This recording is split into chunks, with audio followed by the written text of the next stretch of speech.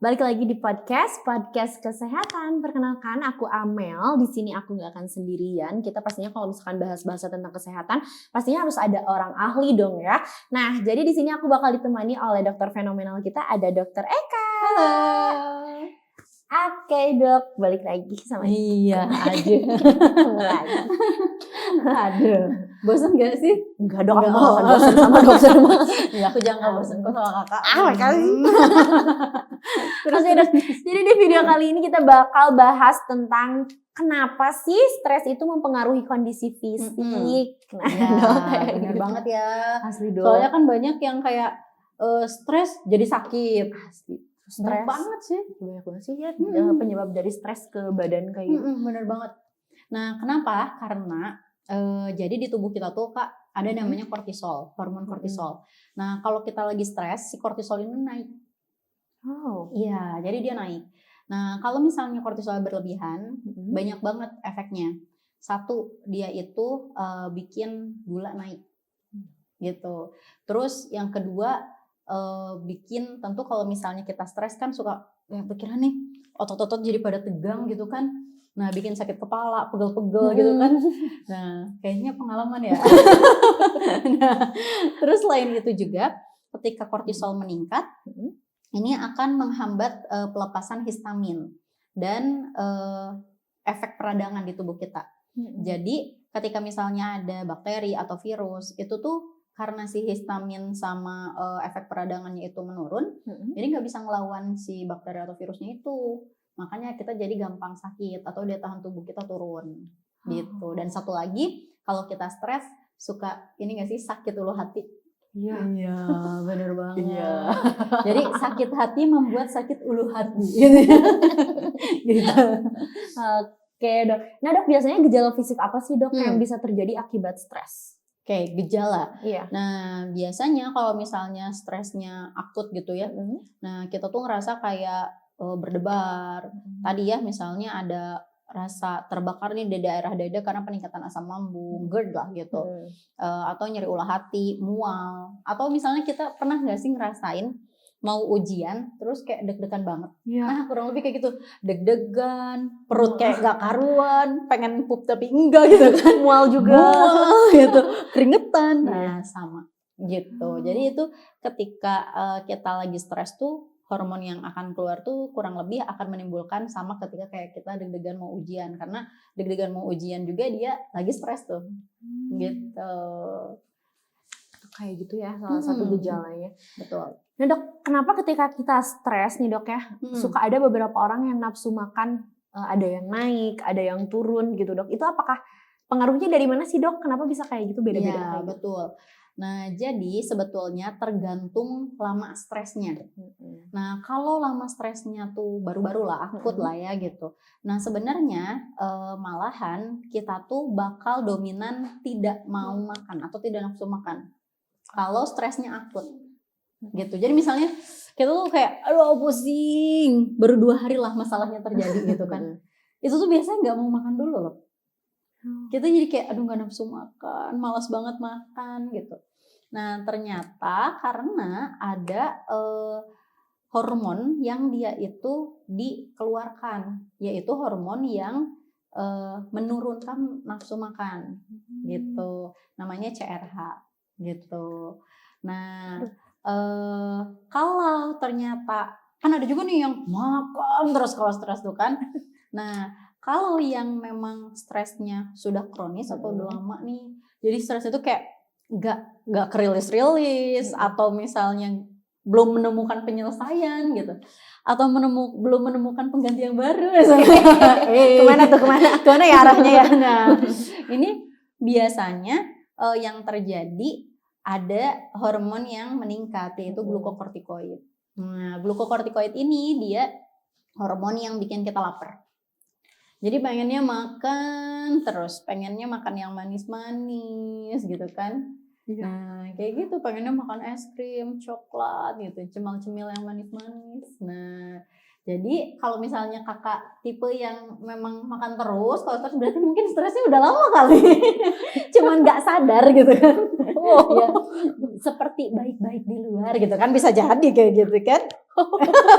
Lagi ngediagnosis diri sendiri, biarkan dia. Nah dok, Gitu. tadi yang disampaikan dokter kayak pengen yang manis-manis kayak gitu, itu benar nggak sih dok? Kalau misalkan kita lagi stres gitu, kita lagi pusing, terus kita makan yang manis-manis, kita jadi ngeperbaikin mood kita, itu benar nggak sih dok? Kandungan manis itu. Ya, karena tadi kan kita ada hormon yang bikin lapar itu ya, ketika terpenuhi pasti dia akan baik gitu, karena kan nyaman, karena udah terpenuhi keinginannya, jadi terbentuklah perasaan nyaman gitu. Jadi ya bisa jadi gitu. Tapi ya kalau terus-terusan kayak gitu berlebihan ya nggak bagus juga ya gitu. Obes lah nanti gitu kan. Oke dok. Nah dok, untuk stresnya itu sendiri dok, apakah ada level-levelnya nggak sih dok, dari rendah sampai tinggi itu ada levelnya? Ada. Nah jadi kalau misalnya menurut DASCAL, Depression, Anxiety, Stress Scale, nah ini tuh dia membagi menjadi normal, terus apa namanya tuh, rendah, normal, rendah, menengah, dan berat gitu. Nah tapi memang ini kayak kuesioner lah gitu, ngisi kuesioner gitu loh. Nah jadi penilaian subjektif kita tuh lagi depres nggak ya, kita lagi anxiety nggak ya gitu, lagi stres nggak sih. Nah boleh tuh isi DAS, coba nanti bukanya di Google ya. Barangkali gitu kan. Boleh ya, boleh coba. Normal sih. Jadi level-levelnya itu. Dan nah dok, kalau misalnya seseorang mengalami gejala asam lambung naik yang disebabkan oleh stres, nah yang harus ditangani yang pertama itu si asam lambungnya, apa sih stresnya sih dok? Oke, nah sebetulnya kalau yang pertama kali ya tentu asam lambungnya dulu dong, karena kan misalnya nih datang nih pasien gitu ya ke klinik, dok saya tuh sakit lambung, ditanya dulu kan, ibu kenapa penyebabnya, makan pedas enggak, lalala sebagainya, telat makan enggak gitu kan, enggak dok, cuma saya lagi ada pikiran. Nah saya kan tidak bisa menyelesaikan pemikiran dari ibu gitu ya, jadi akhirnya ya kita kasih dulu obat lambungnya. Nggak mungkin kan pasien datang nggak dikasih apa-apa ketika dia mengeluhkan sesuatu. Jadi kita kasih dulu obat lambungnya. Gimana nih stresnya? Masa nggak dikelola gitu kan? Ya kita kelola stresnya juga gitu. Ibu nggak usah dipikirin gitu kan. Semua yang menyelesaikan bukan kita. Kayak gitu ya. Mulailah memberikan motivasi gitu. Biar pasien juga merasa kayak oh iya ya didengerin. Oh iya ya ternyata ketika kita punya masalah, ada juga kok orang lain yang punya masalah, ada juga yang memiliki masalah lebih berat mungkin kan gitu. Nah sebetulnya kan ketika stresor itu datang, gimana cara kita mengelolanya yang terpenting gitu. Biar tubuh kita juga yang gak rugi dong, sayang banget gitu. Stres iya, selesai enggak. Ya kan? Sayang banget. Dok. Jadi dok, kalau misalnya jadi si asam lambung itu sendiri dok, apakah si asam lambung itu timbul karena stres atau karena apa, gimana ya? Asam lambung itu timbul karena stres atau stres itu karena asam lambung? Jadi gimana? Coba diulangi. Jadi stres itu bisa meningkatkan asam lambung. Gitu. Jadi memang betul ketika kita stres itu bisa meningkatkan asam lambung. Gitu. Jadi yang sebelumnya nggak punya asam lambung kayak GERD kayak gitu, itu bisa timbul karena stres juga dok? Bisa. Ya, bisa gitu. Jadi kalau misalnya berkepanjangan terus-menerus gitu, karena kan nggak cuma sekali dua kali ya, pasti stres, besok stres. Coba deh kayaknya bertanya ya, hidupnya itu kenapa stres terus? Gitu kan. Apa yang salah, lingkungan atau Anda gitu kan yang salahnya. Jadi ya memang bisa memicu gitu. Dan bahkan banyak banget kok pasien yang datang itu karena pikiran sebenarnya gitu loh.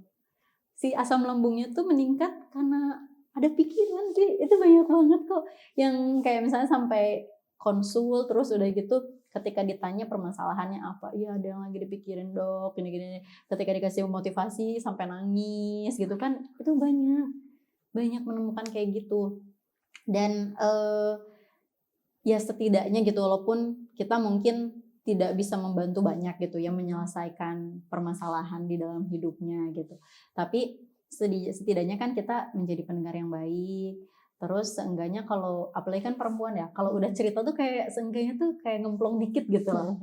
Ya, nah jadi ya setidaknya kita bisa menjadi tempat untuk orang lain teh ngerilis stresnya lah gitu, walaupun nggak semuanya, walaupun tidak menyelesaikan sampai ke akarnya mungkin bukan karena kita juga gak tahu ya permasalahannya apa, karena banyak juga yang nggak mau ngasih tahu masalahnya, cuman ada aja yang lagi dipikirin gitu.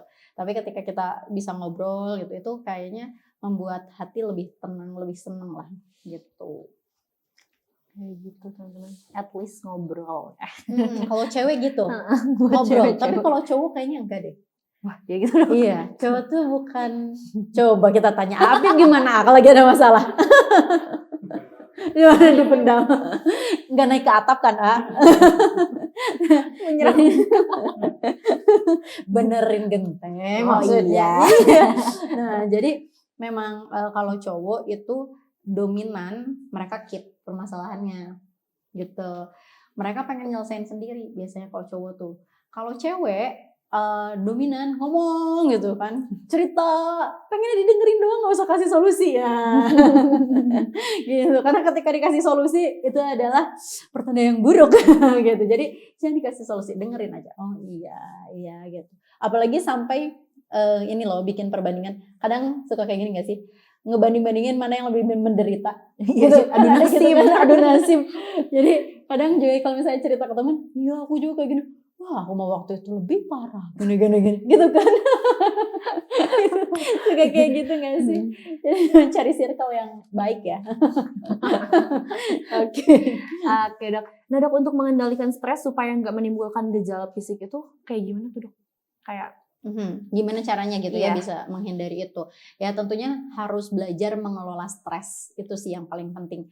Karena ketika kita bisa mengelola stres, ya ke tubuh pun nggak terlalu lebih berimpact lah gitu. Wajar sih manusia tuh ada stres gitu kan, ada masalah yang bisa bikin kita tuh jadi pusing, ngejelimet gitu, itu wajar ya.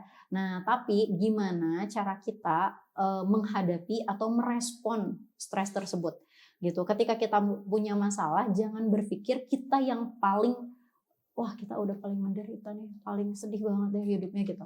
Nah enggak gitu. Selalu ada hari esok, life must be go on gitu kan. Ya harus dijalani gitu.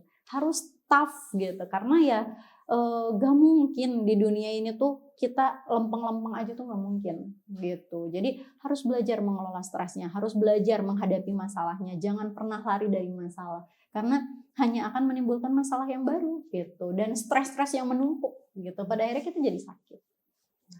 gitu teman-teman.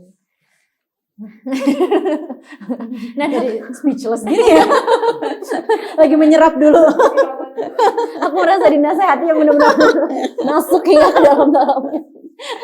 Atau mungkin ini sih kasih tips gimana rilis stresnya ya. Nah iya boleh. Karena kan ya memang kadang orang juga nggak tahu cara ngerilisnya kayak gimana. Nah akhirnya kan jadi dipendem gitu. Nah sebetulnya kalau rilis stres itu tergantung kita senangnya apa gitu. Ada orang yang senangnya tuh ngerilis stresnya me time. Sendiri aja. Ngeliatin misalnya sendirian di keramaian. Jadi pergi ke mall sendiri, kita duduk aja di tempat makan. Kok kayak aku banget gitu. Mukanya itu itu diem aja ngeliatin orang keramaian. Orang tuh kayak gitu ya hidupnya. Oh gitu loh. Nah itu kalau misalnya kita ngerasa itu bisa ngerilis ya it's okay gitu. Atau misalnya emang cara rilis kita tuh kita cerita sama orang lain gitu yang memang kita bisa percaya ya nggak apa-apa juga gitu. Atau misalnya rilis stresnya kita main game gitu. Kalau cowok-cowok kan banyak kayak gitu. Main game gitu kan. Karena itu tuh salah satu mereka mencari pengalihan sejenak dari apa nih yang bakal aku lakuin gitu loh. Untuk menyelesaikan permasalahan ini, tapi aku pengen rilis dulu bentar, main game, main PS biasanya gitu kan, gitu. Kayak nyeritain siapa ya? Kayaknya Apip deh, gitu. Jadi, Yang mana sih? Nanti saya komen-komen yang mana sih? Apip teh Disebut-sebut mulu nih. Saya cuma cowok satu-satunya di ruangan ini. Oke. Oke dok, ini terakhir nih dok. Benar gak sih dok kalau misal kita nggak bisa memanajemen stres, kita itu bisa mengalami gangguan kejiwaan? Ya betul, karena stresor yang terlalu berlebih nanti akan merubah neurotransmitter di otak kita. Nah neurotransmitter yang berubah ini bisa menyebabkan mental illness gitu. Jadi jangan sepelein stres loh. Gitu, karena ya luar biasa lah efeknya ya. Gitu. Udah mendingan ke ini aja, ke pengajian. Siraman rohani, betul.